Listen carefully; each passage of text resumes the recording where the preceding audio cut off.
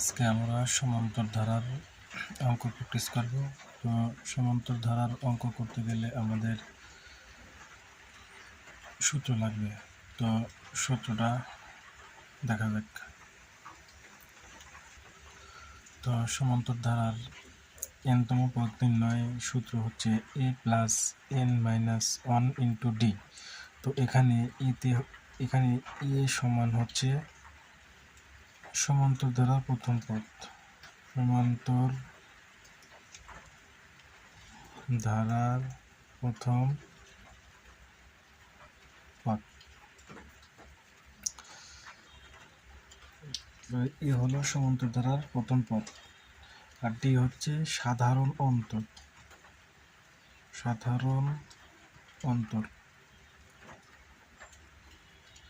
আর N এর মান 1 2 3 4 dot dot dot. তার মানে বোঝাচ্ছে যখন আমরা প্রথম পদ বের করবো তখন এন এর মান আসবে 1, যখন আমরা দ্বিতীয় পদ বের করবো তখন এন এর মান আসবে 2, যখন তৃতীয় পদ বের করবো এন এর মান আসবে 3। তো এভাবে আমাদের এনতম পদ নির্ণয় করতে হবে। তো এখন একটা এনতম পদ নির্ণয়ের একটা অঙ্ক প্র্যাকটিস করা যাক।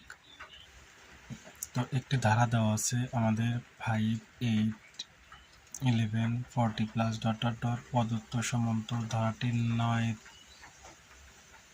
নয়তম পদ কত, অর্থাৎ প্রদত্ত ধারাটির 9 পদ কত, নয়তম পদ বের করতে পারছে। 9তম পদ কত? তো এখানে আমাদের দেখো, আমরা সূত্র জানছিলাম যে এনতম পদ কত। এনতম পদ সমান a plus n minus 1 into d. এটা আমাদের হচ্ছে এনতম পদ নির্ণয়ের সূত্র। তো আমরা যেহেতু নয়তম পদ বের করবো, তাহলে এই এনের পরিবর্তে আসবে কত আমাদের 9। তো এখান থেকে আমাদের এই 9তম পদ নির্ণয় করতে গেলে আমাদের কার মান লাগবে, এর মান লাগবে, আর হচ্ছে ডির মান লাগবে। তাহলে আমরা এই সমীকরণ থেকে এর মান এবং ডির মান বের করতে হবে। তো আমি এখন লেখা যাক যে প্রদত্ত ধারা দেওয়া আছে, প্রদত্ত ধারাটি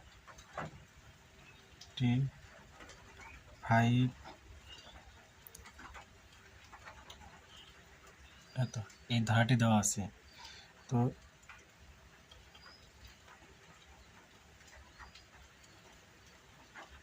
ধারার প্রথম পদ, আমরা জানি যে প্রথম পদকে প্রকাশ করা হয় এ দ্বারা। তাহলে ধারার প্রথম পদ এ সমান 5। এখন ডি মান বের করবো। ডিকে বলা হয় সাধারণ অন্তর। তাহলে সাধারণ অন্তর ডি সমান, সাধারণ অন্তর বের করার সূত্র হচ্ছে দ্বিতীয় পদ বিয়োগ প্রথম পদ। দ্বিতীয় পদ বিয়োগ প্রথম পদ। তো আমাদের এখানে দেখো দ্বিতীয় পদ দেওয়া আছে কত 8, বিয়োগ প্রথম পদ দেওয়া আছে কত 5। তাহলে 8 থেকে 5 বিয়োগ করলে হয় কত 3। তো আমাদের এখন এর মান বের করলাম, ডির মান বের করলাম, আমাদের এন এর মান তো দেওয়া আছে 9তম পদ। এখন আমরা কী করবো, এই সমীকরণের সাহায্যে 9তম পদ বের করব।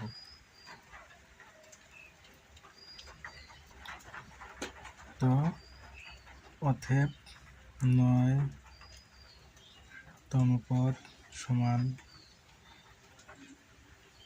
এ প্লাস এই এনের জায়গায় আসবে 9 মাইনাস 1 ইন্টু ডি। আমাদের সূত্র ছিল এরকম, a plus n minus 1 into d, a plus n minus 1 into d. তো আমরা যেহেতু 9তম পদ নির্ণয় করবো, এই জন্য এনের পরিবর্তে লিখতে হবে 9, এনের পরিবর্তে 9। তো এখন মান বসা দিই। দেখো আমরা এর মান পাইছি কত, এর মান পাইছি সাধারণ ধারার প্রথম পদ, এর মান পাইছি কত 5।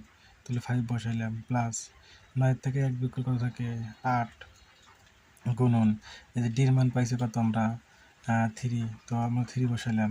এখন এই দুটো গুণ করতে হবে, তাহলে 5 প্লাস 3 কত হয় 24, তাহলে 24-এর 5 যোগ করলে কত হয় 29। তো এইভাবে আমাদের এনতম পদের সূত্রের সাহায্যে যে কোনো পদের মান বের করতে পারবো। প্রথম পদ বলুক, দ্বিতীয় পদ বলুক, তৃতীয় পদ বলুক, যে কোনো পদ বললে আমরা কী করতে পারবো, এই যে এই সূত্রের সাহায্যে এই মানগুলো বের করতে পারবো।